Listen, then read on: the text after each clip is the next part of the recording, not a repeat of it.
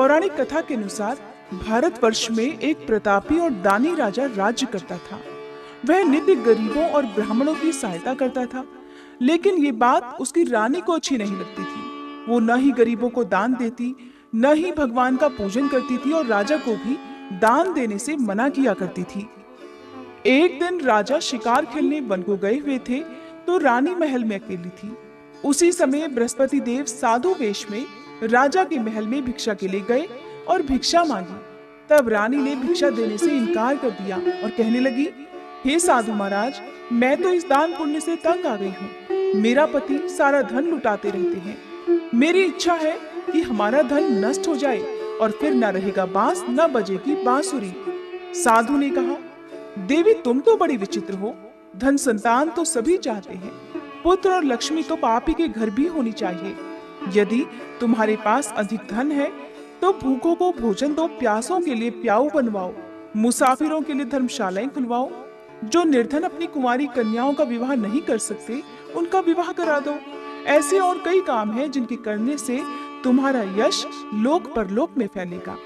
परंतु रानी पर उपदेश का कोई प्रभाव नहीं पड़ा। वो बोली, महाराज आप मुझे कुछ मत समझाइए।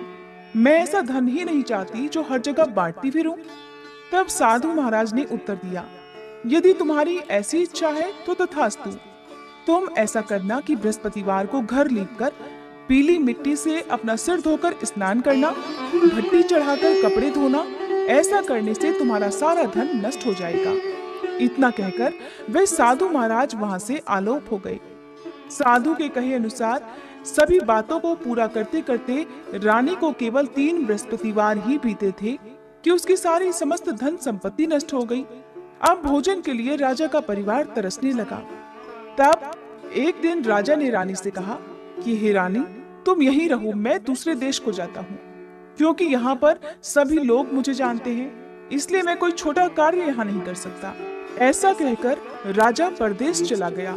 वहाँ वह जंगल से लकड़ियां काट कर लाता और शहर में बेचता। इस तरह वह अपना जीवन व्यतीत करने लगा।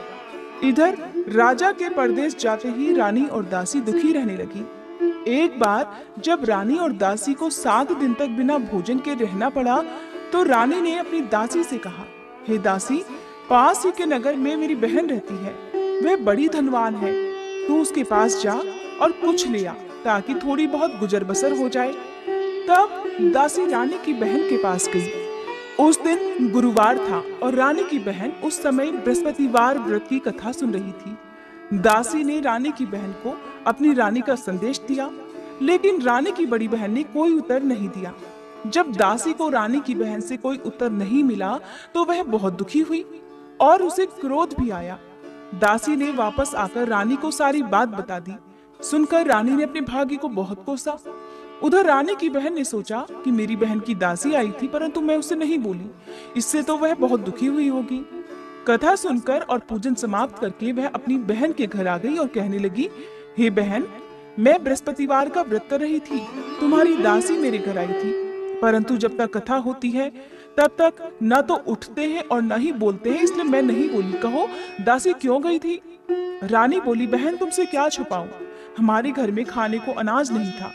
ऐसा कहते कहते रानी की आंखें भर आई। उसने दासी समेत पिछले 7 दिनों से भूखे रहने की बात अपनी बहन को विस्तार पूर्वक सुना दी। रानी की बहन बोली, देखो बहन, भगवान बृहस्पति देव सभी की मनोकामनाएं पूर्ण करते हैं। देखो शायद तुम्हारे घर में अनाज रखा हो। पहले तो रानी को विश्वास नहीं हुआ, पर बहन के आग्रह करने पर उसने अपनी दासी को अंदर भेजा तो उसे सचमुच अनाज से भरा एक घड़ा मिल गया। ये देखकर दासी को भी बड़ी हैरानी हुई। तब दासी रानी से कहने लगी, हे रानी, जब हमको भोजन नहीं मिलता तो हम व्रत ही तो करते हैं, इसलिए क्यों ना इनसे व्रत और कथा की विधि पूछ ली जाए, ताकि हम भी व्रत कर सके। तब रानी ने अपनी बहन से बृहस्पतिवार व्रत के बारे में पूछा। उसकी बहन ने बताया, बृहस्पतिवार के व्रत में चने की दाल और मुनक्का से विष्णु भगवान का केले की जड़ में पूजन करे तथा दीपक जलाए, व्रत कथा सुने और पीला भोजन ही करे। इससे बृहस्पति देव प्रसन्न होते हैं। व्रत और पूजन की विधि बताकर रानी की बहन अपने घर को लौट गई। 7 दिन के बाद जब गुरुवार का दिन आया तो रानी और दासी ने व्रत रखा। घुड़साल में जाकर चना और गुड़ लेकर आई। फिर उससे केले की जड़ तथा विष्णु भगवान का पूजन किया। अब पीला भोजन कहाँ से आए? इस बात को लेकर दोनों बहुत दुखी थी।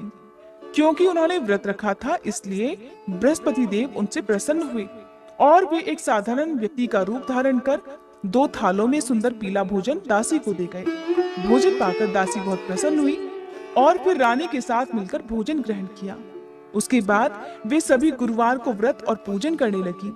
बृहस्पति भगवान की कृपा से उनके पास फिर से धन संपत्ति आ गई, परंतु रानी फिर से पहले की तरह आलस्य करने लगी।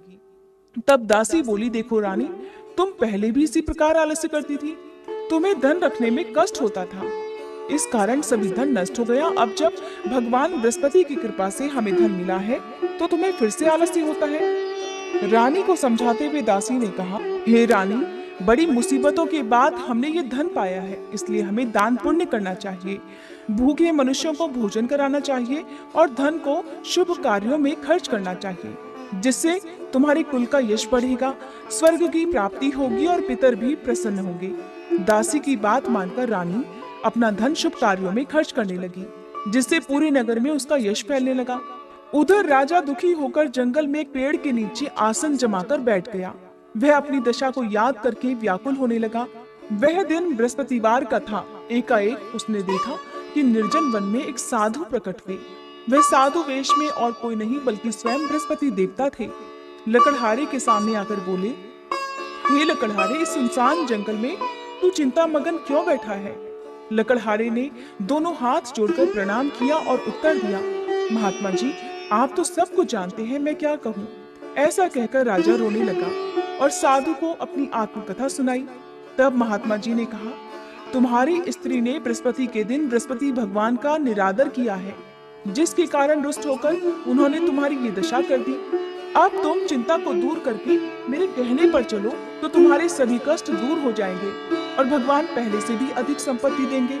तुम बृहस्पति के दिन कथा किया करो, 2 पैसे के चने मुनक्का लाकर उसका प्रसाद बनाओ और शुद्ध जल से लोटे में शक्कर मिलाकर अमृत तैयार करो। कथा के पश्चात अपने सारे परिवार और कथा सुनने वाले प्रेमियों में अमृत और प्रसाद बांटकर आप खुद भी ग्रहण करो। ऐसा करने से भगवान बृहस्पति देव तुम्हारी सब मनोकामनाएं पूर्ण करेंगे।